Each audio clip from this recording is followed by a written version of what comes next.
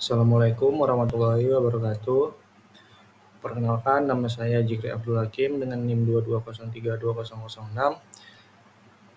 Di sini saya akan mempresentasikan mengenai Hazard Analysis Critical Control Point atau HACCP. Nah, pada kesempatan kali ini saya akan membahas mendalam salah satu sistem yang paling penting dalam menjamin keamanan pangan, yaitu HACCP atau Hazard Analysis Critical Control Point, yang dimana sistem ini merupakan pendekatan ilmiah yang digunakan di seluruh dunia untuk mencegah risiko bahaya pada makanan sebelum produk sampai ke tangan konsumen. HACCP tidak hanya sekedar prosedur, tapi juga budaya keselamatan pangan yang harus diterapkan oleh setiap industri makanan dan minuman. Kita akan bahas mulai dari sejarah, tujuan, prinsip, hingga contoh nyata penerapannya. Apa itu HACCP? Nah, HACCP adalah sistem yang berbasis sains dan sistematis untuk mengidentifikasi bahaya potensial dalam proses produksi pangan serta menetapkan langkah pengendalian untuk mencegahnya. Fokus utamanya adalah pencegahan, bukan inspeksi akhir. Artinya, kita mengendalikan proses sejak awal agar produk akhir terjamin aman. Misalnya, dalam pabrik pengolahan susu, sebelum produk dikemas, perusahaan sudah harus memastikan tidak ada kontaminasi dari bakteri seperti Listeria monocytogenes. HACCP membantu merancang peralatan, mengatur suhu, pasteurisasi, dan menentukan titik pengawasan suhu. Jadi konsep utamanya adalah lebih baik mencegah daripada mengobati dalam konteks keamanan pangan. Nah, kalau kita bicara tentang penerapan HACCP di Indonesia, maka sebenarnya kita sedang membahas sebuah sistem yang semakin hari semakin penting dalam industri pangan nasional. Indonesia, sebagai salah satu negara agraris dan penghasil bahan pangan terbesar di dunia, memiliki tantangan besar dalam menjaga keamanan dan mutu pangan, baik untuk konsumsi dalam negeri maupun untuk ekspor. Nah, disinilah peran HACCP menjadi sangat vital. Pemerintah Indonesia melalui Badan Pengawas Obat dan Makanan atau BPOM telah menetapkan beberapa regulasi yang mendorong penerapan sistem ini.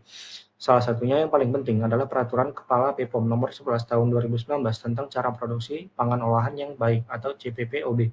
Dalam peraturan tersebut disebutkan bahwa setiap pelaku usaha pangan, terutama skala industri, harus menerapkan prinsip-prinsip HACCP sebagai bagian dari sistem manajemen mutu dan keamanan produk. Artinya, tidak cukup hanya memastikan produk terlihat bersih dan menarik, tetapi juga harus terbukti aman secara ilmiah dan sistematis dari awal hingga akhir proses produksi. Selain itu, penerapan HACCP juga menjadi syarat utama bagi industri makanan dan minuman yang ingin menembus pasar internasional. Negara-negara tujuan seperti Amerika Serikat, Jepang, Kanada, dan Uni Eropa sangat ketat dalam hal keamanan pangan. Nah, produk yang tidak memiliki sertifikasi HACCP biasanya langsung ditolak di pelabuhan tujuan tanpa melihat rasa sekalipun. Sebagai contoh, industri pengolahan ikan di Bitung dan Makassar, dua kawasan sentra perikanan terbesar di Indonesia, wajib memiliki sertifikat HACCP jika ingin mengekspor produk ke Eropa atau Amerika. Kasus nyata yang pernah terjadi di mana beberapa perusahaan eksportir ikan tuna Indonesia sempat ditolak produknya oleh Uni Eropa karena sistem keamanan pangannya belum memenuhi standar HACCP. Setelah mereka memperbaiki proses pengendalian suhu, kebersihan, peralatan, dan prosedur sanitasi sesuai prinsip HACCP, barulah ekspor dapat dilanjutkan. Dari kasus itu, kita bisa lihat bahwa HACCP bukan hanya formalitas, tetapi benar-benar penentu diterima atau tidaknya produk Indonesia di pasar global. Selain sektor perikanan, penerapan HACCP juga mulai merambah ke industri olahan susu, minuman, hasil pertanian, hingga produk UMKM pangan lokal. Misalnya, industri pengolahan susu di Jawa Timur dan Jawa Barat kini sudah banyak yang menerapkan HACCP untuk menjamin mutu produk dan meningkatkan kepercayaan konsumen. Bahkan beberapa usaha kecil menengah seperti UKM yang memproduksi makanan ringan, frozen food, atau sambal kemasan pun eh, mulai diarahkan untuk mengadopsi prinsip dasar HACCP. Meskipun dalam skala sederhana, hal ini biasanya difasilitasi melalui program pendampingan oleh Dinas Kesehatan Pangan atau lembaga seperti Badan Standarisasi Nasional atau BSN dan Lembaga Sertifikasi Produk atau LSPRO yang telah diakui secara nasional dan internasional. Jadi, secara keseluruhan, penerapan HACCP di Indonesia sebenarnya sudah mulai berjalan cukup baik, terutama di sektor yang berorientasi ekspor. Namun masih banyak pekerjaan rumah di tingkat UMKM yang perlu didorong Agar mereka juga memahami pentingnya sistem ini, pemerintah bersama lembaga pelatihan kini aktif memberikan workshop, audit internal, dan pendampingan HACCP supaya semakin banyak pelaku usaha pangan yang siap bersaing secara global. Karena pada akhirnya penerapan HACCP bukan hanya untuk memenuhi aturan atau syarat ekspor semata, tetapi juga bentuk tanggung jawab moral terhadap kesehatan dan keselamatan konsumen. Dengan sistem yang baik, kita bisa memastikan bahwa setiap makanan yang kita konsumsi, mulai dari ikan, susu, sayur, hingga sambal kemasan, tidak hanya lezat, tapi juga aman bagi tubuh kita. Jadi, bisa kita simpulkan bahwa HACCP di Indonesia sudah bukan lagi sekadar wacana, tapi sebuah kebutuhan dan standar wajib bagi industri pangan modern yang ingin bertahan dan berkembang di era globalisasi. Sebelum kita masuk ke prinsip-prinsip HACCP, penting untuk kita pahami dulu bagaimana sistem ini muncul dan berkembang hingga menjadi standar internasional seperti sekarang. Mungkin sebagian dari kita berpikir bahwa HACCP ini diciptakan oleh para pakar industri makanan modern. Tapi ternyata awal mula HACCP justru berasal dari dunia luar angkasa. Cerita yang bermula pada tahun 1959 ketika NASA atau Badan Antartika Amerika Serikat bekerja sama dengan Pillsbury Company, sebuah perusahaan makanan besar di AS. Mereka menghadapi satu tantangan serius, bagaimana cara memastikan makanan yang dibawa astronot ke luar angkasa benar-benar aman dan bebas dari kontaminasi. Bayangkan kalau seorang astronot mengalami keracunan makanan di luar angkasa, itu bukan sekadar masalah kesehatan, tapi bisa menjadi bencana besar karena mereka tidak punya akses medis seperti di bumi. Karena itulah NASA dan Pillsbury mulai mengembangkan sistem pengendalian keamanan pangan yang benar ketat dan berbasis pencegahan. Bukan pemeriksaan akhir, mereka tidak bisa hanya mengandalkan pengujian produk setelah jadi, karena kalau hasilnya tidak aman, sudah terlambat, produk tersebut tidak bisa diganti atau dikembalikan. Dari sinilah lahir konsep Hazard Analysis and Critical Control Points, atau yang kita kenal sekarang sebagai HACCP. Sistem ini terancam agar setiap bahaya potensial bisa diidentifikasi, dikendalikan sejak awal proses, mulai dari pemilihan bahan baku, pengolahan, penyimpanan, hingga distribusi. Setelah sukses digunakan oleh NASA, sistem HACCP mulai menarik perhatian dunia industri makanan pada tahun 1971. Pillsbury mengenalkan konsep ini secara luas dalam National Conference on Food Protection di Amerika. Sejak saat itu, banyak lembaga pengawas pangan dunia mulai mengadopsinya. Food and Drug Administration (FDA) dan USDA di Amerika menjadikan HACCP sebagai dasar sistem keamanan pangan nasional. Di Eropa pun tidak kalah cepat, Uni Eropa menjadikan HACCP sebagai persyaratan wajib bagi semua perusahaan pangan, baik lokal maupun impor. Artinya, produk apapun yang masuk ke pasar Eropa, mulai dari daging, ikan, susu, hingga bumbu instan harus menerapkan sistem HACCP yang dengan baik. Kemudian pada tahun 1993, Codex Alimentarius Commission, yaitu lembaga internasional di bawah FAO atau Food and Agriculture Organization dan WHO atau World Health Organization secara resmi menetapkan HACCP sebagai standar global keamanan pangan. Nah, sejak saat itu hampir seluruh negara di dunia, termasuk Indonesia, mengadopsi HACCP sebagai bagian dari sistem nasionalnya. Awalnya, HACCP banyak digunakan di industri pengolahan pangan berskala besar seperti pabrik daging, susu, atau makanan kaleng. Namun seiring waktu, sistem ini mulai diterapkan di berbagai sektor lain, termasuk industri perikanan, sayur dan buah segar, hingga produk pangan siap saji. Bahkan sekarang, restoran cepat saji dan catering pun sudah mulai menggunakan prinsip-prinsip HACCP dalam pengolahan dapur mereka, seperti pengendalian suhu, waktu penyimpanan bahan, serta kebersihan peralatan. Di Indonesia sendiri, penerapan HACCP mulai berkembang pada era 1990-an, terutama di industri perikanan dan ekspor makanan laut. Pemerintah melalui Departemen Kelautan dan Perikanan serta BPOM mendorong pelaku usaha untuk menerapkan HACCP agar produk Indonesia bisa bersaing di pasar global. Jadi bisa kita simpulkan bahwa HACCP lahir bukan dari kebutuhan bisnis semata, tapi dari kebutuhan untuk melindungi kehidupan manusia. Sistem ini berkembang dari ruang angkasa lalu diterapkan di bumi dan kini menjadi fondasi bagi seluruh rantai pasok pangan di dunia. Dengan kata lain, HACCP adalah bukti bahwa sains, disiplin, dan kesadaran akan keselamatan bisa menciptakan perubahan besar dari dapur pabrik hingga meja makan kita semua. Nah, setelah kita mengenal sejarah dan asal-usul HACCP, sekarang mari kita pahami apa sebenarnya tujuan dan manfaat dari sistem ini. Karena sejatinya, HACCP bukan sekedar kumpulan aturan teknis atau dokumen yang harus dimiliki pabrik. HACCP adalah sebuah sistem manajemen keamanan pangan yang berfokus pada pencegahan bahaya sejak awal proses produksi. Tujuan utamanya sangat jelas, yaitu melindungi konsumen dari bahaya pangan dan memastikan produk yang beredar di pasaran benar-benar aman, mutu tinggi, serta layak dikonsumsi. Dalam dunia industri pangan, ada banyak risiko yang bisa terjadi, seperti kontaminasi mikroba, penggunaan bahan kimia berlebihan, hingga kesalahan proses yang membuat produk berbahaya. Dengan HACCP, semua potensi risiko ini dikenali lebih awal, dikendalikan secara sistematis, dan dicegah sebelum menjadi masalah besar. Mari kita uraikan satu persatu manfaat besar dari penerapan HACCP dalam dunia nyata. Yang pertama, menjamin keamanan pangan dan kualitas produk pangan. Manfaat pertama dan paling mendasar dari HACCP adalah menjamin keamanan produk pangan. Dengan sistem ini, setiap tahap produksi, mulai dari pemilihan bahan baku, penyimpanan, proses pengolahan, hingga pengemasan diawasi dengan ketat melalui titik kendali kritis atau critical control points. Misalnya, dalam industri pengolahan susu, HACCP menetapkan bahwa suhu pasteurisasi minimal harus 72 derajat Celcius selama 15 detik. Tujuannya untuk membunuh bakteri berbahaya seperti Listeria dan Salmonella. Jika suhu turun di bawah batas itu, sistem akan segera memberi tanda bahwa bahaya dan menghentikan proses produksi. Dengan cara ini, produk yang sampai ke tangan konsumen dijamin aman dan berkualitas tinggi, tanpa bergantung hanya pada pengecekan di akhir. Yang kedua, meningkatkan kepercayaan konsumen. Manfaat kedua, HACCP membuat konsumen lebih percaya terhadap produk yang mereka konsumsi. Di era sekarang, masyarakat semakin sadar akan pentingnya keamanan pangan. Banyak orang memilih produk yang memiliki label HACCP, ISO 22000, atau GMP, Good Manufacturing Prestige, karena mereka tahu produk itu telah melewati proses kontrol yang ketat. Contoh nyatanya yang bisa kita lihat di produk ekspor Indonesia seperti ikan kaleng, udang beku, atau makanan ringan dalam kemasan. Produk-produk ini menembus pasar Eropa, Amerika, dan Jepang karena memiliki sertifikat HACCP. Tanpa sertifikat tersebut, produk yang sama bisa ditolak mentah-mentah di pelabuhan tujuan. Artinya, dengan HACCP, kepercayaan bukan hanya datang dari konsumen lokal, tapi juga dari mitra bisnis internasional. Selanjutnya, HACCP membantu perusahaan mematuhi aturan hukum dan standar internasional.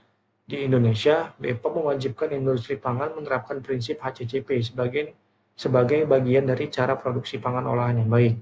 Sementara di tingkat global, lembaga seperti Codex Alimentarius, FAO, dan WHO menjadikan HACCP sebagai acuan utama dalam sistem keamanan pangan dunia. Jadi ketika perusahaan sudah menerapkan HACCP dengan benar, mereka secara otomatis memenuhi regulasi nasional maupun internasional. Dalam hal ini memudahkan proses audit, sertifikasi, serta izin edar produk. Bayangkan kalau tanpa HACCP, perusahaan harus menghadapi audit yang berbeda-beda untuk setiap negara tujuan ekspor. Tapi dengan HACCP, semua standar itu bisa disatukan dalam satu sistem yang diakui secara global. HACCP juga memiliki manfaat besar dalam hal efisiensi dan pengendalian biaya. Dengan mengidentifikasi risiko sejak dini, perusahaan bisa mencegah kontaminasi dan mengurangi jumlah produk yang gagal. Misalnya, tanpa sistem HACCP, produk baru diketahui terkontaminasi setelah ribuan unit terdistribusi. Akibatnya, perusahaan harus menarik produk dari pasar atau recall, yang tentu saja sangat mahal dan merusak reputasi. Tetapi dengan HACCP, masalah seperti itu bisa dicegah karena setiap titik kritis diawasi dengan ketat. Jadi daripada menanggung kerugian besar di akhir, perusahaan cukup melakukan koreksi kecil di awal, jauh lebih hemat dan efisien. Di sisi lain, proses kerja juga menjadi lebih teratur karena semua langkah terdokumentasi dan terukur. Selain menjaga keamanan, HACCP juga mendorong efisiensi dalam proses produksi karena sistem ini berbasis data dan analisis. Setiap kegiatan di pabrik dilakukan berdasarkan standar operasional yang jelas, tidak ada lagi kerja asal-asalan atau keputusan berdasarkan kebiasaan lama. Semua berbasis bukti dan pengukuran, misalnya proses pemanasan, pendinginan, dan pengemasan diatur secara sistematis untuk menghindari waktu tunggu yang tidak perlu. Hasilnya, proses lebih cepat, biaya produksi berkurang, dan produktivitas meningkat. Ini menunjukkan bahwa HACCP bukan hanya tentang keamanan, tapi juga tentang efisiensi dan daya saing industri. HACCP menuntut semua proses didokumentasikan dengan baik, mulai dari hasil pemantauan suhu, waktu, hingga tindakan korektif. Dokumentasi ini menjadi bukti kuat saat perusahaan menjalani audit internal atau eksternal. Auditor dapat melihat langsung catatan kontrol tanpa harus menebak-nebak atau mencari data tambahan. Selain itu, dokumentasi yang rapi juga menjadi dasar penting untuk mengintegrasikan sistem HACCP dengan standar lain seperti ISO 22000, FSSC 22000, dan GMP. Dengan kata lain, HACCP bisa menjadi fondasi untuk berbagai sistem manajemen mutu lainnya. Kalau kita pikir lebih dalam, manfaat HACCP sebenarnya bukan hanya soal angka, data, atau prosedur. Tujuan akhirnya adalah menjaga keselamatan manusia, memastikan bahwa setiap makanan yang kita konsumsi tidak menimbulkan penyakit, alergi, atau bahaya lainnya. Jadi, ketika sebuah perusahaan menerapkan HACCP, mereka bukan hanya menjalankan kewajiban administratif, tapi juga melaksanakan tanggung jawab moral kepada masyarakat. Dengan kata lain, HACCP adalah jembatan antara sains, etika, dan bisnis. Sebuah sistem yang memastikan bahwa kemajuan industri pangan selalu sejalan dengan kesehatan dan keselamatan manusia. Dan inilah esensi sebenarnya dari HACCP, bukan sekedar aturan, melainkan komitmen untuk memberikan yang terbaik bagi konsumen. Selanjutnya, ketika kita berbicara tentang keamanan pangan, maka hal pertama yang harus kita pahami adalah apa saja bahaya yang bisa mengancam keamanan makanan yang kita konsumsi. Dalam sistem HACCP, istilah bahaya atau hazard memiliki makna yang sangat spesifik. Bahaya bukan hanya sesuatu yang membuat makanan tidak enak atau tidak segar, tetapi segala hal yang berpotensi menyebabkan penyakit, cedera, atau dampak buruk terhadap kesehatan manusia. Jadi, makanan mm, bisa terlihat bersih dan lezat, tetapi jika mengandung mikroba berbahaya, bahan kimia beracun, atau benda asing yang tidak seharusnya ada di sana, maka makanan itu sudah tergolong berbahaya. Secara umum, bahaya dalam pangan dibagi menjadi 3 jenis utama: bahaya biologis, bahaya kimiawi, bahaya fisik. Mari kita bahas satu persatu dengan contoh dan kasusnya agar mudah dipahami. Yang pertama, bahaya biologis. Jenis bahaya yang paling sering ditemui dalam produk pangan adalah bahaya biologis. Bahaya ini disebabkan oleh mikroorganisme seperti bakteri, virus, jamur, dan parasit yang dapat tumbuh dan berkembang biak dalam makanan jika tidak diolah atau disimpan dengan benar. Beberapa contoh bakteri berbahaya antara lain Salmonella yang sering ditemukan pada telur mentah, ayam, atau daging tidak matang. Kemudian E. coli 0157H7 yang bisa muncul pada sayuran mentah atau daging sapi giling yang kurang matang. Selanjutnya, Listeria monocytogenes yang bisa tumbuh bahkan pada suhu dingin dan sering mencemari susu, keju lunak, atau makanan siap saji. Kasus-kasus keracunan makanan akibat bakteri ini sudah sering terjadi di berbagai negara, misalnya di Amerika Serikat tahun 2015. Lebih dari 160 orang keracunan akibat E. coli yang ditemukan pada sayuran bayam segar. Di Indonesia pun tidak kalah nyata kasus keracunan massal akibat makanan olahan telur ayam. Telur atau ayam seringkali disebabkan oleh salmonella karena proses penyimpanan atau pemasakannya tidak tepat. HACCP menempatkan bahaya biologis ini sebagai fokus utama karena jenis bahaya ini bisa menular dengan cepat dan efeknya langsung dirasakan oleh konsumen. Yang kedua yaitu bahaya kimiawi. Selain mikroba, makanan juga bisa berbahaya karena terkontaminasi zat kimia, baik dari luar maupun dari bahan yang digunakan sendiri. Bahaya kimiawi ini meliputi residu pestisida pada sayuran dan buah yang tidak dicuci bersih, logam berat seperti merkuri pada ikan laut, kemudian zat tambahan pangan berlebih seperti pewarna atau pengawet ini sesuai dosis aman. Kemudian racun alami yang berasal dari tanaman atau hewan tertentu. Contoh nyata, kandungan aflatoksin, yaitu racun alami yang dihasilkan oleh jamur Aspergillus flavus pada biji-bijian seperti kacang tanah dan jagung. Racun ini bisa menyebabkan gangguan hati jika dikonsumsi terus-menerus. Ada juga kasus keracunan merkuri pada ikan tuna dan ikan laut besar lainnya yang banyak ditemukan di perairan tercemar. Di Jepang, kasus paling terkenal adalah Minamata disase yang disebabkan oleh konsumsi ikan dengan kadar merkuri tinggi. HACCP membantu mencegah bahaya kimiawi dengan memastikan setiap bahan baku yang digunakan diperiksa sumbernya, diuji residunya, dan diproses dengan standar yang ketat. Misalnya, perusahaan pengolahan buah ekspor diwajibkan untuk memiliki catatan lengkap tentang pestisida yang digunakan oleh petani pemasok.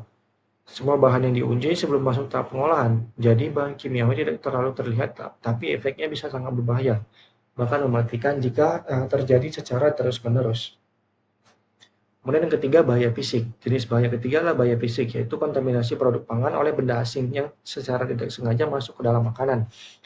Bahaya ini berasal dari serpihan kaca dari botol pecah, potongan logam dari mesin penggiling, potongan plastik dari kemasan rusak, bahkan rambut, kuku, atau potongan kayu dari peralatan produksi. Sekilas, mungkin terlihat sepele, tapi efeknya bisa fatal. Pernah ada kasus di mana seorang konsumen terluka di mulut karena menemukan serpihan logam kecil dalam kaleng makanan. Dalam industri besar, benda asing seperti ini bisa menyebabkan perusahaan melakukan produk recall besar-besaran dan kerugiannya bisa mencapai miliar rupiah, belum lagi rusaknya reputasi merek. Oleh karena itu, HACCP menetapkan berbagai titik kendali kritis untuk mencegah bahaya fisik ini, misalnya dengan pemasangan detektor logam atau metal detector pada akhir jalur produksi, penggunaan saringan halus atau filter, serta prosedur inspeksi visual yang ketat sebelum pengemasan. Bahkan di skala rumah tangga pun prinsip ini bisa diterapkan, misalnya dengan memastikan tidak ada serpihan plastik atau logam saat membuka kemasan makanan. Mengapa ketiga jenis bahaya ini penting? Ketiga jenis bahaya, seperti biologis, kimiawi, dan fisik, saling berkaitan dan semuanya bisa muncul di sepanjang rantai produksi pangan. Mulai dari tahap pertanian, transportasi, penyimpanan, hingga pengolahan di pabrik. Setiap tahapan memiliki potensi bahaya yang berbeda. Itulah mengapa HACCP disebut sebagai sistem yang preventif, bukan reaktif. Ia dirancang agar setiap potensi bahaya ini teridentifikasi sejak awal, bukan baru ditemukan setelah produk sampai ke konsumen. Misalnya di tahap bahan baku, bahaya biologis seperti E. coli bisa dikendalikan dengan sanitasi yang baik. Di tahap pengemasan, bahaya fisik seperti serpihan kaca bisa dicegah dengan pemeriksaan rutin, sementara di tahap distribusi, bahaya kimiawi bisa dihindari dengan menjaga suhu dan kelembapan agar bahan tidak bereaksi atau rusak. Dengan cara ini, HACCP memastikan bahwa makanan yang sampai ke tangan konsumen benar-benar aman, tidak hanya dari satu jenis bahaya, tapi dari semua jenis bahaya yang mungkin muncul. Jadi bahaya dalam sistem HACCP bukan sekedar teori, tapi gambaran nyata dari risiko yang bisa terjadi dalam kehidupan sehari-hari. Dengan memahami tiga kategori bahaya ini, perusahaan maupun individu bisa lebih waspada dan mampu mengembangkan sistem pengendalian yang tepat. Karena pada akhirnya keamanan pangan bukan hanya tanggung jawab produsen besar, tetapi juga kesadaran bersama dari petani, pengolah, hingga konsumen. Seperti pepatah dalam dunia keamanan pangan, food safety is everyone is responsibility, dan HACCP adalah alat utama untuk mewujudkannya. Nah, kalau pada slide sebelumnya kita sudah membahas berbagai macam bahaya dalam pangan, biologis, kimiawi, dan fisik, maka sekarang kita masuk ke langkah penting berikutnya dalam sistem HACCP, yaitu penetapan batas kritis atau critical limits. Konsep batas kritis ini adalah inti dari sistem HACCP. Ia berfungsi sebagai garis pembatas antara kondisi yang aman dan kondisi yang berisiko. Batas kritis adalah nilai spesifik, bisa berupa suhu, waktu, pH, kadar air, kelembapan, atau parameter lain yang harus dipenuhi pada setiap titik kendali kritis, critical control point atau CCP, untuk memastikan keamanan produk pangan. Dengan kata lain, nilai proses masih dalam batas yang ditentukan. Produk dianggap aman, tetapi jika melewati batas itu, maka produk sudah masuk zona bahaya dan harus segera ditangani melalui tindakan korektif. Mengapa batas kritis diperlukan? Bayangkan kamu mengolah susu di sebuah pabrik. Proses pasteurisasi harus dilakukan pada suhu tertentu agar bakteri patogen mati. Kalau suhu terlalu rendah, bakteri masih hidup, tapi kalau terlalu tinggi, kualitas susu bisa rusak, rasanya berubah, gizinya menurun. Disinilah pentingnya batas kritis. Ia berfungsi sebagai pagar pengaman yang memastikan proses berjalan tepat di zona aman, tidak kurang, tidak lebih. Jadi penentuan batas kritis bukan sembarangan, tapi harus berdasarkan data ilmiah, standar regulasi, dan hasil uji laboratorium. Biasanya penetapan nilai ini mengacu pada sumber resmi seperti Codex Alimentarius, peraturan BPOM, atau penelitian ilmiah yang sudah terbukti. Contoh penerapan batas kritis di industri pangan. Mari kita lihat beberapa contoh nyata penerapan batas kritis di lapangan agar lebih mudah dipahami. Yang pertama, pada industri susu, batas kritis suhu pasteurisasi ditetapkan minimal 72 derajat Celcius selama 15 detik. Jika suhu di bawah angka itu, listeria atau salmonella bisa bertahan hidup. Jika melebihi 800 derajat Celcius, susu bisa kehilangan rasa dan nutrisi. Di industri perikanan, ikan segar harus disimpan pada suhu maksimal 5 derajat Celcius untuk mencegah pertumbuhan bakteri pembusuk. Melebihi itu selama beberapa jam saja bisa menyebabkan bau amis dan toksin terbentuk. Kemudian pada industri roti atau bakery, suhu pemanggangan minimal 180 derajat selama 20 menit. Digunakan untuk memastikan bahwa bagian tengah roti matang sempurna dan bebas mikroba. Kemudian pada industri saus tomat atau sambal, batas pH maksimal 4,2 harus dijaga agar bakteri Clostridium botulinum tidak tumbuh. Jika pH naik di atas batas ini, produk bisa menjadi beracun walau tampak normal. Semua angka ini bukan hasil tebakan, tapi hasil riset dan uji empiris yang dilakukan oleh para ahli pangan. Kemudian prinsip ilmiah di balik batas krisis. Batas kritis bekerja berdasarkan prinsip bahwa setiap mikroba memiliki kondisi ideal untuk tumbuh. Jika kita bisa keluar dari kondisi itu, misalnya dengan mengubah suhu, pH, atau kelembapan, maka pertumbuhan mikroba bisa dicegah. Misalnya, sebagian besar bakteri patogen tumbuh pada suhu antara 5 derajat Celcius sampai 60 derajat Celcius. Zona ini disebut danger zone atau zona bahaya. Jadi HACCP memastikan bahwa suhu penyimpanan selalu di bawah 5 derajat Celcius atau proses pemanasan bisa di atas 60 derajat Celcius agar mikroba tidak sempat berkembang biak. Batas kritis juga bisa berupa waktu, misalnya daging beku tidak boleh dibiarkan pada suhu ruang lebih dari 2 jam. Jika lewat, risiko kontaminasi meningkat drastis. Semua parameter ini kemudian dipantau secara berkala melalui sensor termometer digital atau pencatatan manual tergantung jenis industrinya. Kemudian, namun dalam praktiknya masih banyak perusahaan yang salah menetapkan batas kritis. Beberapa kesalahan umum antara lain menetapkan nilai yang terlalu longgar, misalnya hanya menulis suhu cukup panas tanpa angka pasti, tidak berdasarkan data ilmiah, hanya mengandalkan kebiasaan, tidak mempertimbangkan variasi kondisi lingkungan atau alat. Padahal batas kritis harus spesifik, terukur, dan dapat diverifikasi. Misalnya, tidak cukup hanya menulis daging harus disimpan di tempat dingin, harus disebutkan dengan jelas suhu penyimpanan maksimal 5 derajat Celcius, waktu penyimpanan maksimal 48 jam. Ketepatan data inilah yang memberikan antara perusahaan yang sekedar bersih dan yang benar-benar menerapkan keamanan pangan berbasis sains. Batas kritis tidak berdiri sendiri, ia selalu terikat dengan titik kendali kritis atau CCP, yaitu tahapan proses di mana bahaya bisa dikendalikan secara efektif. Jadi setiap CCP harus memiliki satu atau lebih batas kritis. Contohnya, CCP proses pasteurisasi susu. Batas kritis suhu minimal 70 derajat Celcius selama 15 detik. CCP penyimpanan ikan beku. Batas kritis suhu maksimal minus 18 derajat Celcius selama penyimpanan. CCP pH saus sabai. Batas kritis pH maksimal 4,2. Dengan adanya batas kritis ini, kita bisa menentukan dengan jelas kapan proses aman dan kapan harus dihentikan untuk tindakan korektif. Kemudian bagaimana cara menentukan batas kritis yang tepat? Penentuan batas kritis bisa dilakukan dengan beberapa pendekatan seperti mengacu pada peraturan pemerintah dan standar internasional seperti Codex atau BPOM. Kemudian yang kedua, berdasarkan hasil uji laboratorium atau penelitian ilmiah internal. Ketiga, melalui konsultasi dengan ahli pangan atau auditor HACCP. Kadang, perusahaan juga perlu melakukan trial and validation untuk menyesuaikan kondisi alat dan bahan lokal. Misalnya suhu pengeringan biji kakao di Indonesia mungkin berbeda dari standar luar negeri karena kelembapan udara tinggi. Jadi setiap perusahaan harus punya batas kritis yang realistis, tapi tetap menjamin keamanan produk.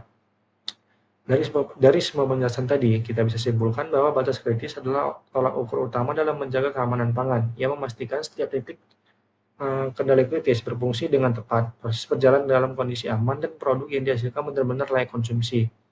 Dengan batas kritis yang jelas, perusahaan tidak perlu menebak-nebak, semua keputusan diambil berdasarkan data, bukan asumsi. Inilah kekuatan utama HACCP. Ia menjadikan keamanan pangan bukan sekadar slogan, tapi sistem yang bisa diukur, diverifikasi, dan dijalankan dengan konsisten.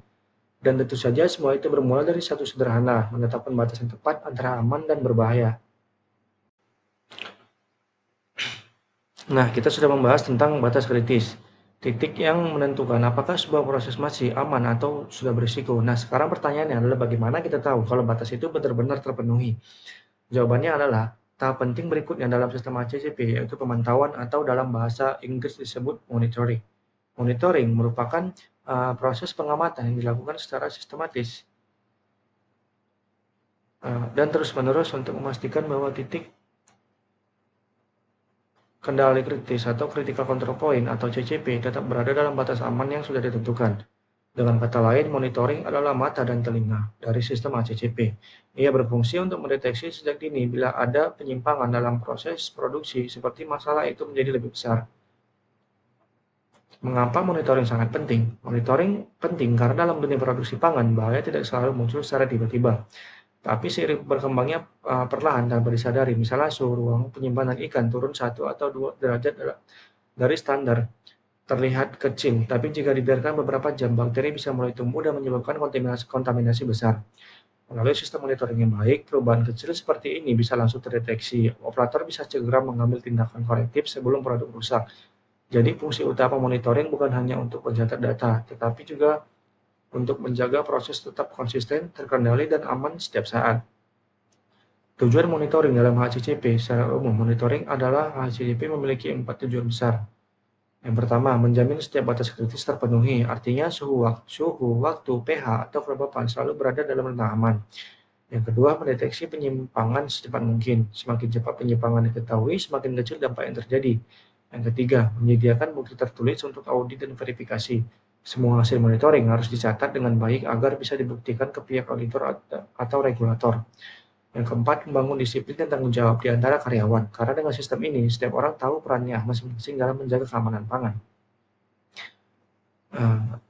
Contoh penerapan monitoring di industri. Nah, sekarang mari kita lihat bagaimana monitoring diterapkan dalam praktik sehari-hari di industri pangan.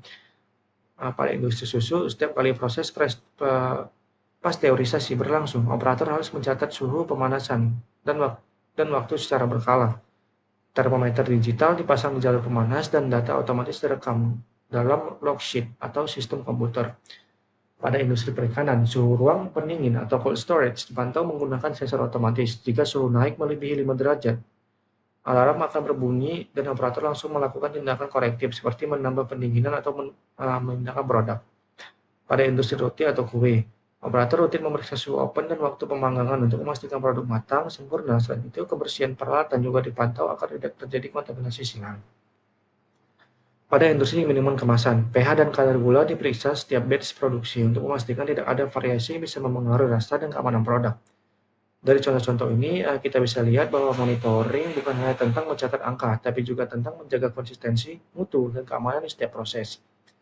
Jenis monitoring, manual dan otomatis. Dalam sistem HACCP atau 2 jenis utama monitoring. Yang pertama monitoring manual, yaitu dilakukan langsung oleh tenaga manusia. Misalnya pekerja mencatat suhu pada jam tertentu menggunakan termometer dan menulis hasilnya di lembar monitoring.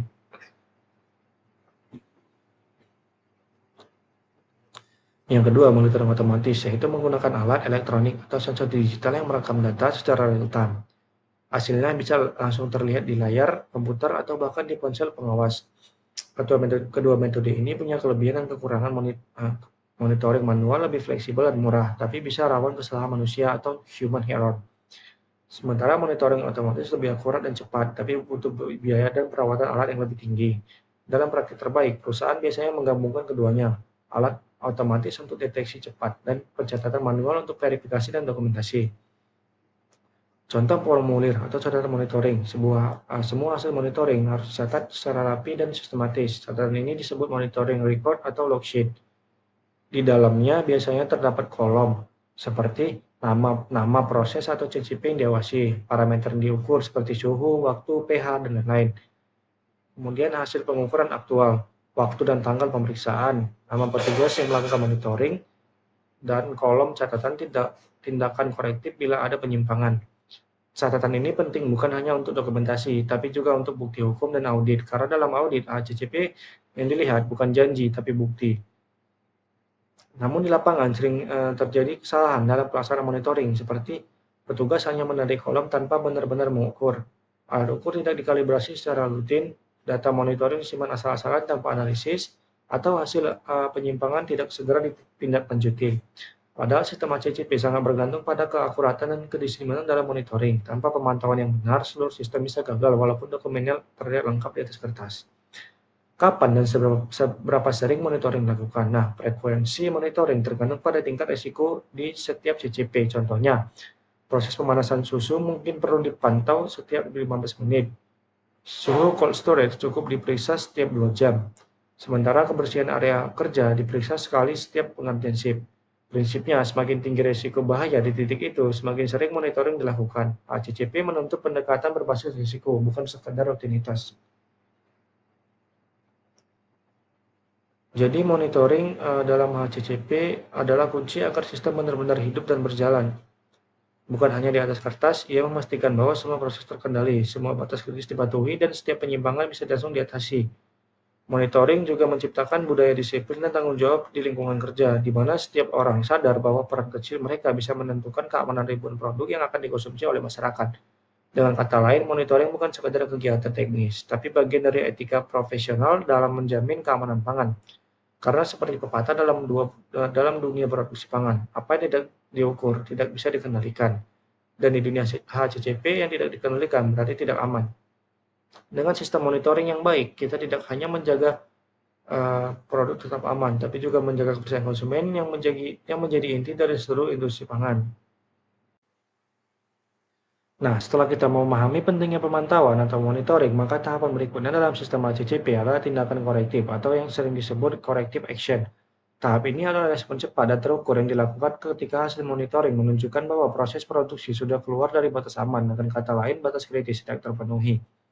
Dalam dunia industri pangan, penyimpangan seperti ini tidak boleh dianggap sepele. Sekali saja ada data yang menunjukkan suhu pemanasan tidak mencapai standar atau pH tidak sesuai, maka itu berarti risiko bahaya sudah meningkat dan harus segera diatasi. Apa itu tindakan korektif? Nah, secara sederhana, tindakan korektif adalah serangkaian langkah yang diambil untuk memperbaiki situasi ketika terjadi penyimpangan di titik kendali kritis atau CCP. Tujuannya ada dua. Yang pertama, mengembalikan proses ke kondisi yang aman dan terkendali. Yang kedua, mencegah agar produk yang berpotensi berbahaya tidak sampai ke tangan konsumen. Jadi, corrective action bukan hanya soal memperbaiki alat atau mengganti bahan, tetapi juga memastikan bahwa produk yang sudah terlanjur terpapar penyimpangan tidak ikut diedarkan. Tahap ini menjadi benteng terakhir yang melindungi konsumen dari produk yang mungkin berbahaya. Kapan tindakan korektif diperlukan? Nah, tindakan korektif dilakukan setiap kali hasil monitoring menunjukkan adanya penyimpangan dari batas kritis yang ditetapkan. Contohnya, suhu seharusnya 72 derajat Celcius, tapi tercatat hanya 68 derajat Celcius. Suhu ruang pendingin ikan naik hingga 10,10 derajat Celcius, pH saus sambal melewati angka 4,2. Semua kondisi ini adalah tanda bahwa proses sudah keluar dari zona aman. Jika dibiarkan, bakteri bisa berkembang, racun bisa muncul, dan kualitas produk akan turun drastis. Maka, sistem HACCP harus segera mengaktifkan protokol tindakan korektif. Langkah-langkah tindakan korektif yaitu dalam HACCP, corrective action tidak boleh dilakukan asal-asalan. Ada prosedur sistematis yang harus diikuti agar keputusan yang diambil tepat dan bisa dipertanggungjawabkan. Berikut adalah langkah-langkah umumnya. Yang pertama, hentikan proses produksi sementara. Tujuannya agar penyimpangan tidak berlanjut dan tidak mencemari produk lainnya. Yang kedua, identifikasi penyebab penyimpangan, misalnya apakah alat rusak, aparatur lalai, atau bahan baku tidak sesuai standar. Yang ketiga, perbaiki sumber masalah. Jika alat rusak, segera perbaiki atau ganti. Jika aparatur tidak mengikuti SOP, lakukan pelatihan ulang. Tentukan nasib produk yang sudah terdampak. Produk yang dihasilkan selama periode penyimpangan biasanya harus diisolasi, diuji, dan bahkan dimusnahkan jika tidak aman. Yang kelima, catat semua tindakan yang dilakukan. Setiap langkah harus didokumentasikan dengan lengkap, kapan terjadi, siapa yang bertanggung jawab, dan bagaimana masalah diselesaikan. Yang keenam, lakukan verifikasi untuk memastikan proses sudah normal kembali.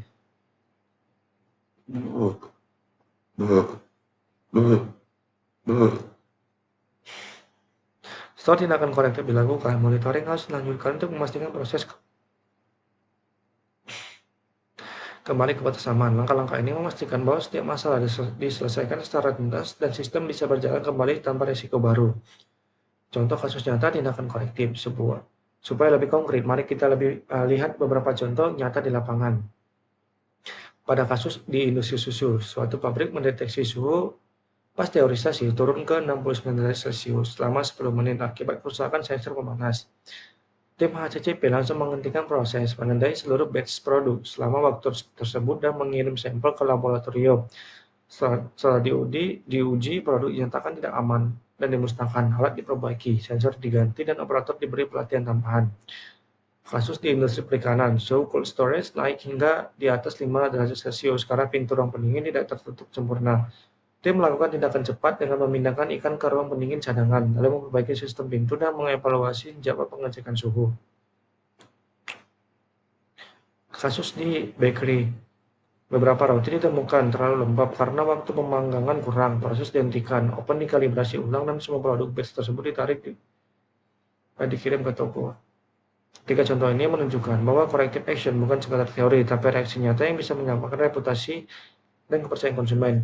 Mengapa dokumentasi tindakan korektif wajib dilakukan? Dalam sistem HACCP, setiap tindakan korektif harus dicatat secara lengkap dan detail. Dokumentasi ini berguna untuk menjadi bukti dalam audit HACCP dan BPOM, kemudian mengevaluasi efektivitas sistem, dan membantu mencegah kesalahan yang sama terulang di masa depan. Catatan yang baik biasanya mencakup tanggal kejadian, parameter yang menyimpang, tindakan yang diambil, hasil pemeriksaan produk, dan nama petugas yang bertanggung jawab. Dengan dokumentasi ini, perusahaan dapat menunjukkan bahwa sistem HACCP mereka berjalan aktif, bukan sekadar formalitas di atas kertas. Hubungan tindakan korektif dengan keamanan konsumen. Kita harus ingat, setiap penyimpangan yang tidak segera diperbaiki bisa berdampak langsung pada konsumen. Contoh kecil saja, jika suhu pendingin naik 5 derajat selama beberapa jam, bakteri seperti listeria atau salmonella bisa tumbuh cepat. Akibatnya konsumen bisa mengalami keracunan atau infeksi serius. Itulah mengapa tindakan korektif adalah bentuk tanggung jawab moral dan profesional industri pangan kepada masyarakat. Sistem yang baik bukan sistem yang tidak pernah salah, tapi sistem yang tahu kapan terjadi kesalahan lalu memperbaikinya dengan cepat dan tepat. Dari pembahasan ini, kita bisa simpulkan bahwa tindakan korektif adalah jiwa dari sistem perbaikan berkelanjutan dalam HACCP. Ia memastikan bahwa setiap penyimpangan ditangani dengan segera, setiap risiko diidentifikasi dengan jelas, dan setiap produk berpotensi berbahaya tidak sampai ke konsumen. Dengan menerapkan tindakan korektif secara disiplin, industri tidak hanya menjaga produknya tetap aman, tapi juga menjaga kepercayaan, reputasi, dan keberlanjutan bisnisnya. Karena di dunia keamanan pangan tidak ada ruang untuk kata nanti, semua harus tangani sekarang juga. Seperti kata pepatah HACCP, "The best correction is prevention, but when prevention fails, expect." Dan itulah maka sesungguhnya dari tindakan korektif dalam HACCP. Nah, setelah tahu bagaimana kita memperbaiki penyimpangan, langkah berikutnya adalah memastikan semua sistem benar-benar terkendali di setiap tahapan. Dan disinilah kita mengenal titik kendali dan titik kendali kritis, atau control point dan critical control point. Nah, setelah kita membahas bagaimana menangani penyimpangan melalui tindakan korektif, sekarang kita akan membahas salah satu konsep paling sentral dalam sistem HACCP, yaitu titik kendali atau control point, dan titik kendali kritis critical control point, atau yang sering disingkat menjadi CP dan CCP.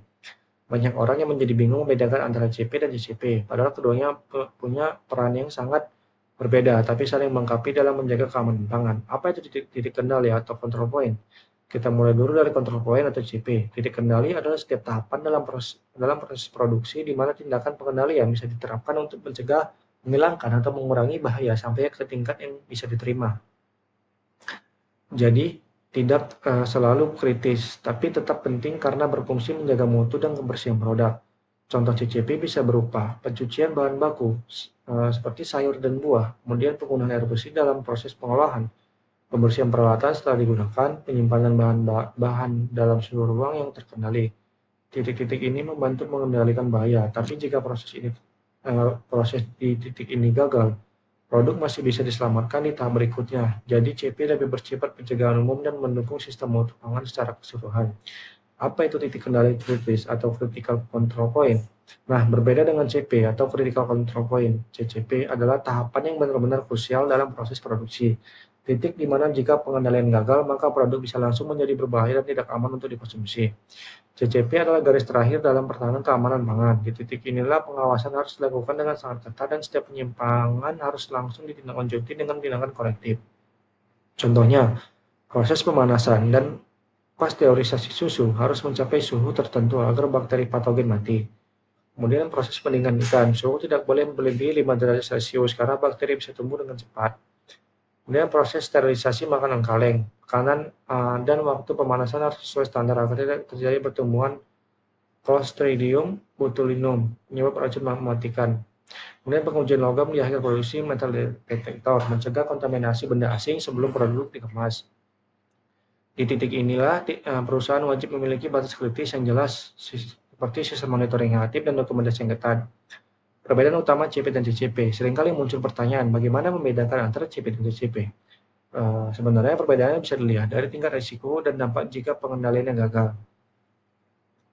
Tujuan dari CP control point yaitu mengendalikan bahaya secara umum, sedangkan CCP atau critical control point mengendalikan bahaya langsung dan memenuhi keamanan pangan. Dampak jika gagal pada control point, produk bisa diperbaiki di tahap berikutnya. Pada critical control point, produk bisa langsung berbahaya. Contohnya pada CP, pencucian sayur dan pembersihan alat. Ada CCP, pasteurisasi susu dan sterilisasi makanan. Pengawasan pada CP periodik dan harus konstan dan terrekomendasi. Dengan kata lain, semua CCP adalah titik kendali, tapi tidak semua titik kendali adalah CCP. CCP fokus pada CCP karena titik inilah yang benar-benar menentukan apakah produk aman atau tidak. Bagaimana menentukan CCP? Menentukan CCP tidak bisa asal tebak. Ada metode yang disebut decision tree CCP atau pohon keputusan. CCP yang membantu tim menentukan apakah sebuah titik termasuk CCP atau bukan.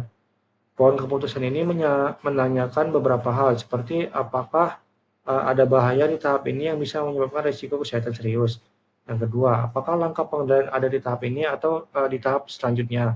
Apakah tahap ini dirancang khusus untuk menghilangkan atau mengurangi bahaya ke tingkat aman? Jika jawabannya iya, maka tahap tersebut ditetapkan sebagai CCP. Contohnya, proses pencucian sayur bukan CCP karena bahaya biologis masih bisa dikendalikan di tahap pemasakan. Tapi pemasakan sayur dengan suhu tertentu adalah CCP karena disinilah bakteri benar-benar dimatikan. Proses ini membantu tim CCP fokus hanya pada titik yang paling berisiko tinggi terhadap keamanan pangan. Ini rekomendasi dengan pemantauan CCP. Setelah CCP ditetapkan, perusahaan harus memiliki catatan rinci tentang setiap titik tersebut. Catatan ini biasanya mencakup deskripsi proses, bahaya yang dikendalikan, batas kritis, metode monitoring, tindakan korektif jika penyimpangan terjadi, dan tanggung jawab personel. Misalnya, CCP pada pasteurisasi susu, bahaya pada Listeria monocytogenes, batas kritis 72 derajat Celcius selama 15 detik, monitoring sensor suhu otomatis dan catatan operator. Kemudian tindakan korektif, hentikan produksi dan lakukan evaluasi batch product. Dokumentasi ini tidak hanya untuk audit, tapi juga untuk menjamin akuntabilitas dan konsistensi proses. Makna CCP dalam praktis sehari-hari. CCP bukan hanya istilah teknis di pabrik besar. Dalam kehidupan sehari-hari pun kita sebenarnya sering menerapkan prinsip yang sama tanpa sadar. Contohnya saat memasak ayam di rumah, kita tahu ayam mentah bisa mengandung salmonella. Maka kita pastikan ayam dimasak hingga matang sempurna. Itu CCP. Jika ayam belum matang, kita lanjutkan ke pemanasan. Itu tindakan korektif. Prinsip yang sama berlaku di industri, hanya saja skalanya jauh lebih besar dan sistemnya terdokumentasi. Jadi CCP adalah jantung dari sistem CCP, tempat di mana semua prinsip pengendalian bahaya berpuncak. Dari pembahasan ini kita bisa simpulkan bahwa titik kendali CP berfungsi menjaga mutu dan kebersihan umum. Titik kendali kritis atau CCP berfungsi memastikan keamanan pangan secara langsung, dan perbedaan keduanya terletak pada seberapa besar risiko bahaya yang dikendalikan. Dengan memahami dan menetapkan CCP dengan benar, industri pangan bisa mencegah terjadinya insiden keamanan pangan jauh sebelum produk dikonsumsi. Seperti kata para ahli ACCP, if you control your CCP, you control your food safety. Jadi pengendalian titik kritis bukan hanya kewajiban teknis, tapi bentuk nyata dari komitmen kita terhadap kesehatan dan keselamatan masyarakat. Nah, setelah kita tahu titik mana yang harus dikendalikan secara kritis, tahapan berikutnya adalah memastikan sistem ini benar-benar efektif. Disinilah peran penting validasi yang akan kita bahas pada slide berikutnya. Nah, kita sudah membahas titik kendali kritis atau CCP, di mana semua pengendalian bahaya dilakukan. Nah, pertanyaannya berikutnya adalah bagaimana kita tahu? Kalau semua sistem prosedur yang sudah dibuat benar-benar bekerja dengan baik? Jawabannya adalah tahap ini, yaitu validasi atau validation. Validasi adalah proses pengujian dan evaluasi untuk membuktikan bahwa sistem CCP yang diterapkan benar-benar efektif dalam mengendalikan bahaya keamanan pangan. Dengan kata lain, validasi adalah bukti ilmiah bahwa sistem kita tidak hanya terlihat baik di atas kertas, tapi juga benar-benar aman dalam praktiknya.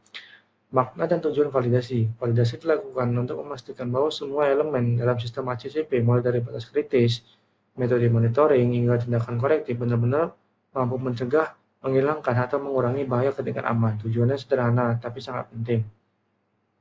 membuktikan bahwa sistem yang diterapkan efektif, menjamin keamanan produk sebelum dilepas ke pasaran, dan memberikan keyakinan kepada konsumen, auditor, dan regulator bahwa proses produksi memang terkendali. Jadi, validasi bukan hanya formalitas, tapi bagian penting dari continuous improvement atau perbaikan berkelanjutan dalam industri pangan. Nah, kapan validasi dilakukan? Nah, validasi dilakukan setiap hari seperti monitoring, tapi dilakukan pada momen-momen penting, misalnya sebelum sistem ACCP diterapkan pertama kali, artinya sebelum pabrik memproduksi secara penuh. Semua prosedur diuji dulu untuk memastikan keefektifannya. Kemudian yang kedua, setiap kali ada perubahan besar dalam proses produksi, misalnya mengganti mesin, bahan baku, formula, atau metode pemasakan. Yang ketiga, setelah terjadi penyimpangan besar atau keluhan produk, intinya penting untuk memastikan sistem masih relevan dan mampu mengendalikan bahaya dalam kondisi terbaru. Jadi validasi dilakukan setiap kali ada perubahan signifikan yang bisa mempengaruhi keamanan pangan. Bagaimana validasi dilakukan? Nah, dalam praktiknya, validasi dilakukan melalui kombinasi antara uji ilmiah, observasi, dan pengumpulan bukti data. Berikut beberapa langkah umum dalam validasi sistem ACCP. Yang pertama, uji proses atau proses testing. Menguji langsung apakah parameter seperti suhu, pH, waktu, dan kelembapan sudah cukup untuk mengendalikan bahaya. Contohnya, melalui simulasi pasteurisasi untuk memastikan suhu 72 derajat Celcius selama 15 detik, benar-benar membunuh Listeria monocytogenes. Kemudian pengujian laboratorium atau microbiological testing. Melakukan uji mikrobiologi terhadap sampel produk sebelum mensusun produk untuk melihat efektivitas pengendalian. Yang ketiga, evaluasi dokumen dan SOP. Meninjau ulang apakah semua prosedur catatan monitoring dan tindakan korektif sudah sesuai dengan standar. Yang keempat, konsultasi dengan ahli eksternal atau auditor ACCP. Dalam beberapa kasus, validasi melibatkan pakar eksternal yang memberikan pandangan objektif terhadap sistem yang digunakan. Semua hasil validasi harus didokumentasikan sebagai bukti ilmiah bahwa sistem ACCP berjalan efektif. Contoh penerapan validasi. Agar lebih mudah dipahami, mari kita lihat contoh nyata penerapan validasi di beberapa industri pangan. Pada industri pengolahan susu, sebelum produksi massal dilakukan validasi terhadap proses pasteurisasi dengan cara mengukur suhu di beberapa titik tangki dan menguji sampel suhu secara mikrobiologis. Hasilnya digunakan untuk memastikan bahwa tidak ada zona dingin di dalam tangki yang bisa menjadi tempat hidup bakteri. Yang ketiga, kemudian pada industri perikanan, proses pembukuan ikan divalidasi dengan mengukur kecepatan penurunan suhu inti ikan hingga mencapai minus 18 derajat Celcius dalam waktu tertentu. Uji ini memastikan bahwa semua bagian ikan aman, bebas dari pertumbuhan bakteri. Pada industri makanan kaleng, validasi dilakukan dengan heat penetration test, yaitu uji seberapa jauh panas menembus ke isi kaleng. Ini penting untuk mencegah pertumbuhan Clostridium botulinum, bakteri penghasil racun paling mematikan dunia. Dari contoh ini, kita bisa lihat bahwa validasi adalah kegiatan ilmiah yang sangat penting, bukan hanya penulisan dokumen. Dan perbedaan validasi dan verifikasi. Seringkali orang keliru membedakan validasi dan verifikasi, padahal keduanya berbeda tujuan dan waktu pelaksanaannya.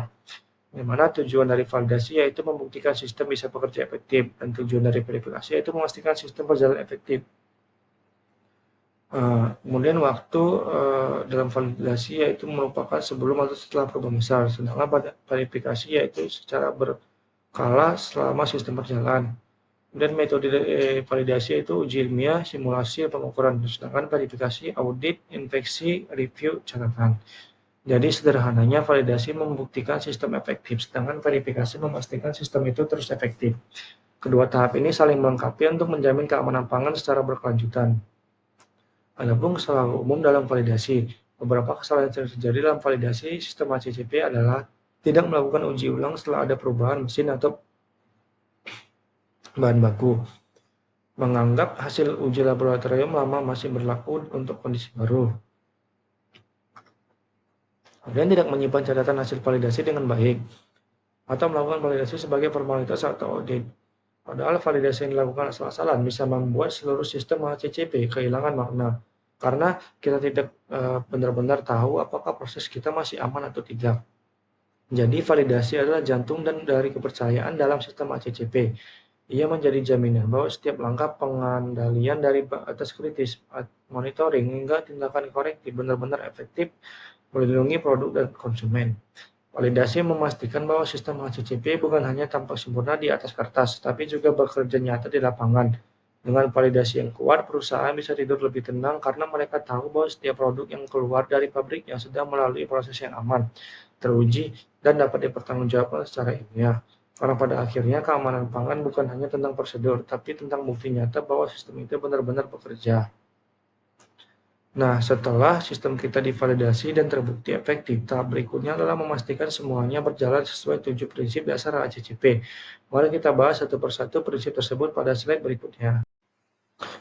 Nah, setelah memahami konsep dasar seperti titik kendali kritis, tindakan korektif, dan validasi, kini kita sampai pada inti dari sistem HACCP itu sendiri, yaitu 7 prinsip utama HACCP. Prinsip-prinsip inilah yang menjadi fondasi bagi seluruh perusahaan pangan di dunia untuk memastikan produk mereka aman, bermutu, dan layak dikonsumsi. Kalau sistem HACCP diibaratkan sebuah bangunan, maka tujuan prinsip ini adalah tiang-tiang kokoh yang menopangnya. 7 prinsip HACCP pertama kali dirumuskan oleh National Advisory Committee on Microbiological Criteria for Foods atau NHMCF di Amerika Serikat. Tujuannya sederhana tapi mendalam, menciptakan pendekatan sistematis dan ilmiah untuk mencegah bahaya keamanan pangan, bukan hanya mendeteksi setelah terjadi masalah. Jadi beberapa dari sistem lama yang hanya fokus pada infeksi akhir. CCP mendorong perusahaan untuk mencegah sejak awal, bukan memperbaiki setelah terlambat. Sekarang mari kita bahas satu persatu 7 prinsip tersebut, lengkap dengan contoh penerapan nyata di dunia industri. Langkah pertama dalam sistem HACCP adalah melakukan analisis bahaya. Di tahap ini, perusahaan harus mengidentifikasi semua potensi bahaya yang mungkin muncul selama proses produksi, baik yang berasal dari bahan baku, lingkungan, peralatan, maupun manusia. Bahkan dibagi menjadi 3 jenis utama, bahaya biologis seperti bakteri Salmonella, Listeria, E. coli atau jamur, bahaya kimia seperti residu, pestisida, logam berat, atau bahan pembersih. Bahaya fisik seperti serpihan kaca, logam, atau potongan plastik. Contohnya dalam industri ayam olahan, bahaya biologis, Salmonella pada daging mentah. Bahaya kimia seperti residu disinfektan pada meja pemotongan. Kemudian bahaya fisik, potongan tulang kecil yang tertinggal. Tujuan dari analisis ini adalah menentukan risiko paling signifikan yang perlu dikendalikan. Jadi tahap ini adalah dasar dari semua langkah berikutnya. Setelah semua bahaya diidentifikasi, langkah kedua adalah menentukan di mana pengendalian harus dilakukan agar bahaya tidak berkembang. Titik inilah yang disebut Critical Control Point atau CCP, atau titik kendali kritis. Misalnya dalam proses pembuatan susu pasteurisasi, bahaya biologis utamanya yaitu bakteri Listeria monocytogenes. CCP-nya, tahap pemanasan atau pasteurisasi dengan suhu minimal 72 derajat Celcius selama 15 detik. CCP adalah titik yang harus benar-benar diawasi secara ketat. Jika gagal di titik ini, maka produk bisa langsung berbahaya bagi konsumen. Untuk menentukan CCP, biasanya digunakan alat bantu yang disebut Decision Tree HACCP yang membantu tim memutuskan apakah sebuah titik tergolong kritis atau tidak. Setelah titik kendali kritis ditemukan, langkah berikutnya adalah menentukan batas kritisnya. Batas kritis adalah parameter yang menentukan apakah proses masih aman atau sudah berisiko. Misalnya, suhu minimal pemanasan 70 derajat Celcius, pH maksimal saus sambal 4,2, waktu pemanasan minimal 10 menit. Nilai-nilai ini ditetapkan berdasarkan standar ilmiah, hasil uji laboratorium atau regulasi dari lembaga seperti BPOM dan Codex Alimentarius. Batas kritis harus terukur jelas dan tidak boleh ambigu, karena di titik inilah keputusan besar diambil apakah produk aman atau tidak. Prinsip keempat adalah menerapkan pemantauan atau monitoring di setiap CCP. Tujuannya adalah memastikan bahwa setiap proses berjalan sesuai batas kritis yang ditetapkan. Monitoring bisa dilakukan secara manual oleh petugas atau otomatis menggunakan sensor dan alat perekam digital. Contohnya, operator mencatat suhu pasteurisasi setiap 15 menit. Sistem alarm berbunyi jika suhu pendingin naik di atas 5 derajat Celcius. Monitoring yang baik memungkinkan perusahaan mendeteksi penyimpangan lebih awal dan mengambil tindakan sebelum masalah membesar.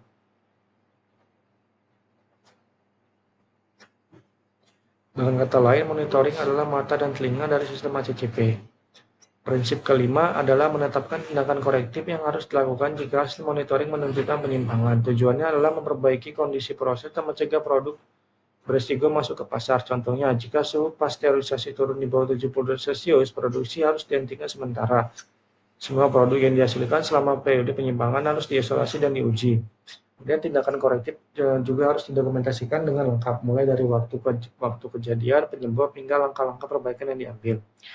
Prinsip ini membentuk budaya tanggung jawab dan kehati-hatian di seluruh lini produksi. Setelah semua sistem berjalan, langkah keenam adalah verifikasi. Verifikasi berarti memastikan bahwa seluruh sistem HACCP benar-benar diterapkan dan bekerja sebagaimana mestinya. Kegiatan verifikasi meliputi audit internal dan eksternal, pemeriksaan catatan monitoring, pengujian ulang produk secara acak, dan evaluasi efektivitas tindakan korektif. Tujuan akhirnya adalah memastikan sistem HACCP tetap efektif, konsisten, dan sesuai dengan peraturan terbaru. Jadi kalau validasi membuktikan sistem bisa bekerja, verifikasi memastikan sistem itu terus bekerja dengan baik. Dan terakhir, prinsip ketujuh adalah dokumentasi dan pencatatan. Semua data, hasil monitoring, tindakan korektif, hasil validasi, dan laporan audit harus disimpan dengan rapi dan mudah dilacak. Mengapa? Karena dalam HACCP, yang tidak tercatat dianggap tidak dilakukan. Catatan ini menjadi bukti hukum, alat pembelajaran, dan dasar untuk memperbaiki sistem di masa depan. Contohnya, form monitoring suhu harian, laporan hasil uji mikrobiologi, catatan pelatihan karyawan, dan laporan audit HACCP. Dengan pencatatan yang baik, perusahaan bisa menunjukkan transparansi dan akuntabilitas penuh terhadap keamanan produknya. Ketujuh prinsip HACCP ini membentuk sistem yang utuh, logis, dan preventif, mulai dari penganalisis bahaya, menentukan titik kritis, memantau proses, hingga mencatat setiap hasilnya. Semua dilakukan bukan karena keharusan administratif, tapi karena komitmen terhadap keamanan konsumen. HACCP mengajarkan kita bahwa keamanan pangan tidak bisa dicapai dengan inspeksi akhir, tapi dengan pengendalian menyeluruh dari awal sampai akhir proses. Seperti kata ahli pangan dunia, food safety does happen by accident, it happens by design. Dan 7 prinsip HACCP inilah desain yang memastikan setiap makanan yang sampai ke meja konsumen aman, sehat, dan berkualitas. HACCP bukan hanya sistem, tapi juga bentuk tanggung jawab moral setiap pelaku industri pangan untuk menjaga kesehatan masyarakat. Nah, setelah kita memahami 7 prinsip utama HACCP, sekarang saatnya kita berbicara tentang hasil nyatanya. Apakah sebenarnya manfaat dari penerapan sistem HACCP bagi sebuah industri pangan? Mengapa perusahaan di seluruh dunia, dari pabrik besar sampai usaha kecil berlomba-lomba menerapkan sistem ini? Jawabannya sederhana tapi mendalam, karena HACCP bukan hanya menjamin keamanan produk, tapi juga menciptakan kepercayaan, efisiensi, dan keberlanjutan bisnis.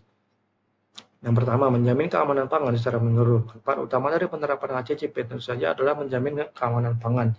Sistem ini mampu mendeteksi, mencegah, dan mengendalikan potensi bahaya sejak dini, jauh sebelum produk sampai ke tangan konsumen. Tidak ada lagi konsep menunggu masalah muncul. HACCP menuntut tindakan proaktif, misalnya adalah nutrisi susu. HACCP memastikan tidak ada bakteri berbahaya seperti Listeria monocytogenes yang lolos dari proses pasteurisasi. Dalam industri daging, HACCP menjamin bahwa suhu penyimpanan tetap di bawah 5 derajat Celcius agar bakteri E. coli tidak berkembang. Dalam industri minuman, sistem ini memastikan air yang digunakan bebas dari kontaminan kimia. Dengan HACCP, perusahaan tidak hanya menghasilkan produk yang aman, tapi juga melindungi kesehatan konsumen dan reputasi brand mereka. Yang kedua, meningkatkan kepercayaan konsumen. Keamanan pangan adalah dasar dari kepercayaan konsumen. Ketika sebuah produk memiliki sertifikat HACCP, konsumen akan merasa lebih yakin bahwa produk tersebut dibuat dengan standar internasional yang ketat. Ini bukan hanya tentang rasa aman, tapi juga tentang kepercayaan jangka panjang. Contohnya, banyak supermarket besar dan jaringan restoran internasional hanya penerima termasuk yang bersertifikat HACCP.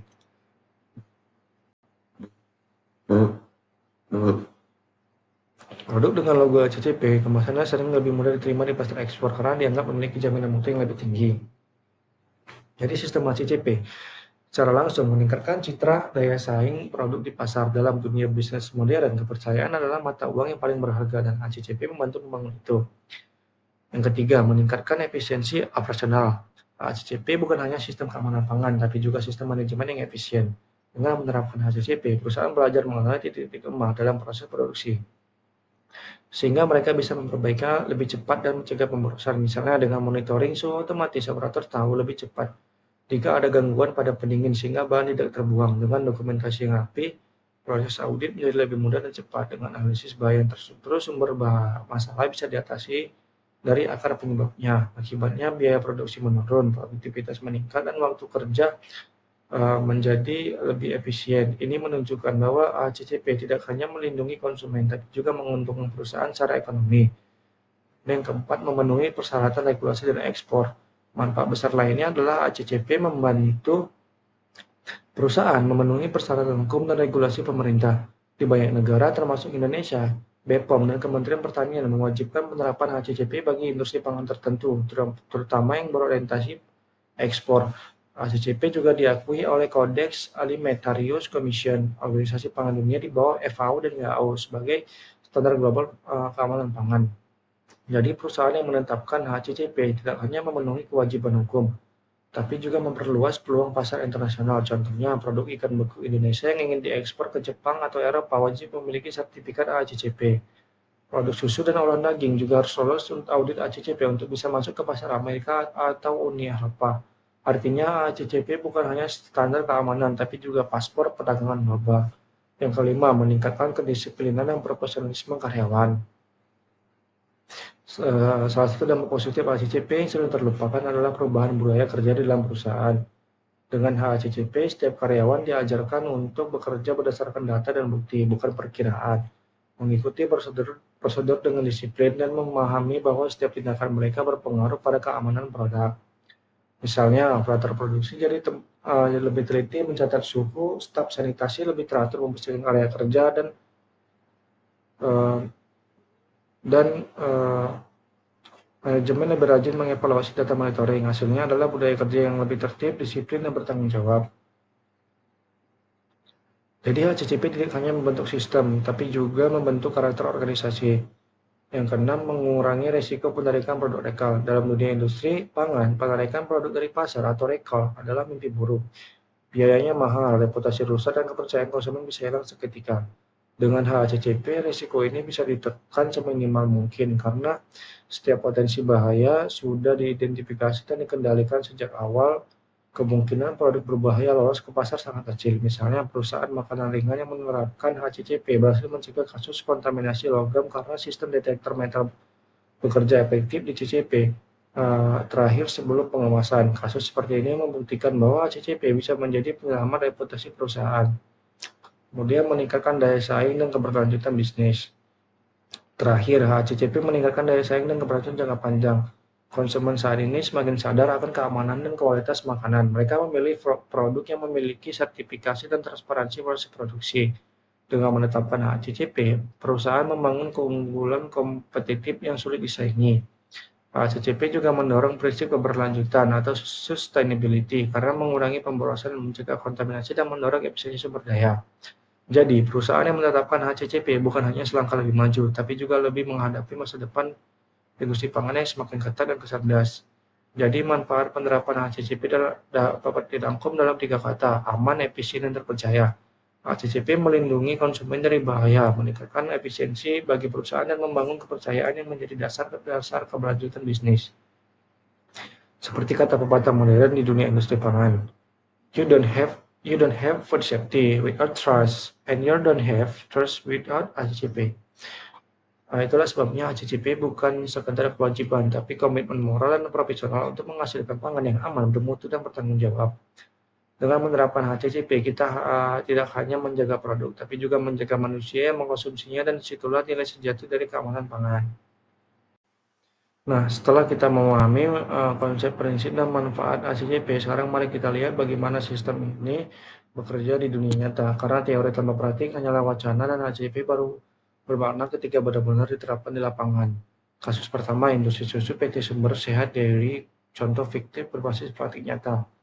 PT Sumber Sehat Dairy adalah sebuah perusahaan pengolah susu pasteurisasi yang memproduksi 50.000 liter per hari.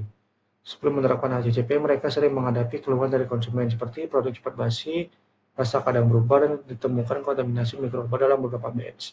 Setelah melakukan kajian HACCP, tim keamanan pangan menemukan beberapa titik lemah, yaitu suhu pasteurisasi tidak konsisten, proses pencucian tangki tidak mengikuti SOP, dan tidak ada sistem monitoring otomatis. Lalu mereka mulai menerapkan 7 prinsip HACCP satu persatu, yaitu analisis bahaya, fokus pada bahaya biologis seperti listeria monocytogenes, menetapkan CCP, tahap pasteurisasi pada suhu minimal 72 derajat Celcius selama 15 detik. Batas kritis suhu tidak boleh turun di bawah 70 derajat Celcius. Monitoring dipasang sensor otomatis dengan alarm digital. Tindakan korektif, jika suhu turun, produksi dihentikan dan produk batch itu diuji. Kemudian verifikasi audit internal setiap minggu, dokumentasi monitoring harian dan laporan mingguan manajemen hasilnya. Dalam 6 bulan keluhan konsumen turun 95%, umur simpan produk meningkat dari 5 menjadi 8 hari, dan penjualan naik 30%. Ini menunjukkan bahwa ACCP bukan sekedar prosedur administratif, tapi sistem nyata yang menyelamatkan mutu dan reputasi.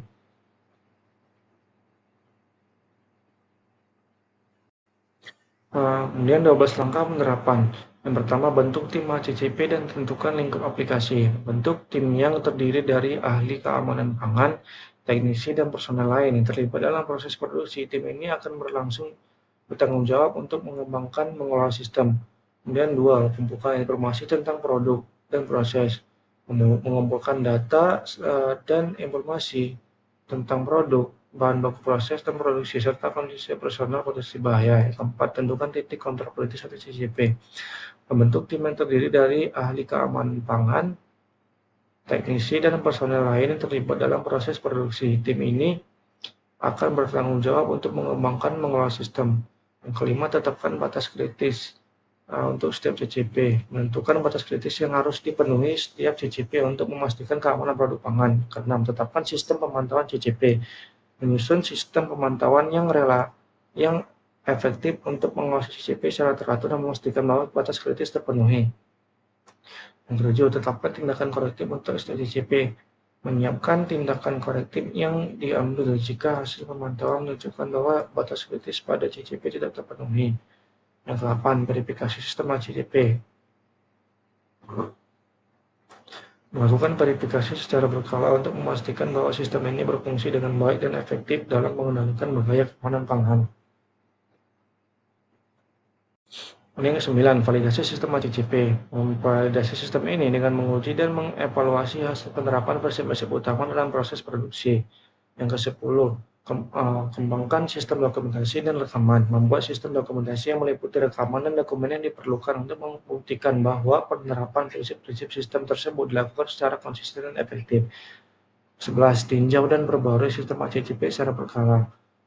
Melakukan dan pembaruan sistem ini secara berkala untuk memastikan bahwa sistem ini tetap relevan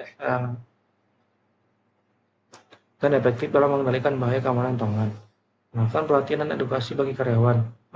Memberikan pelatihan dan edukasi kepada setiap karyawan yang terlibat dalam proses produksi pangan mengenai prinsip-prinsip sistem dan peran mereka dalam menjaga keamanan pangan. Contoh penerapan prinsip ACCP. Pertama, pada industri pengolahan daging. Penerapan ACCP dalam industri pengolahan daging melibatkan identifikasi dan pengendalian bahaya pada setiap tahap, mulai dari penyembelihan hingga pengemasan produk. Contoh ACCP dalam industri ini meliputi kontrol suhu ruang penyimpanan daging, pembersihan peralatan, dan pengendalian kontaminasi silang. Yang kedua, pada industri pengolahan sayur dan buah. ACCP dalam industri pengolahan sayur dan buah melibatkan identifikasi pengendalian bahaya yang mungkin terjadi selama proses pencucian, pengupasan, penggilingan, dan pengemasan. Contoh CCP dalam industri ini meliputi pengendalian suhu dan waktu, balancing control, kebersihan air, pencucian, dan pengendalian kontaminasi silang. Kemudian yang ketiga, pada industri perikanan dan pengolahan seafood. Dalam industri perikanan dan pengolahan seafood, CCP diaplikasikan untuk mengendalikan bahaya mikrobiologis, kimia, dan fisik yang mungkin terjadi selama proses pengolahan, penyimpanan, dan distribusi produk. Contoh CCP dalam industri ini meliputi kontrol suhu penyimpanan ikan, pengawasan kebersihan peralatan, dan pengendalian kontaminasi silang. Nah, sebagai kesimpulan, CCP bukan hanya sekedar prosedur teknis, melainkan komitmen menyeluruh terhadap keamanan pangan. Dengan HACCP, industri bisa melindungi konsumen, memperkuat kepercayaan pasar, dan memenuhi regulasi global. Mari kita dukung penerapan HACCP di semua lini, dari produsen besar hingga UMKM pangan, agar produk Indonesia semakin aman berdaya saing di pasar dunia. Mungkin itu saja yang dapat saya sampaikan pada presentasi kali ini. Jika ada kesalahan dalam kata-kata saya mohon maaf. Saya akhiri, wabillahi taufiq wal hidayah. Wassalamualaikum warahmatullahi wabarakatuh.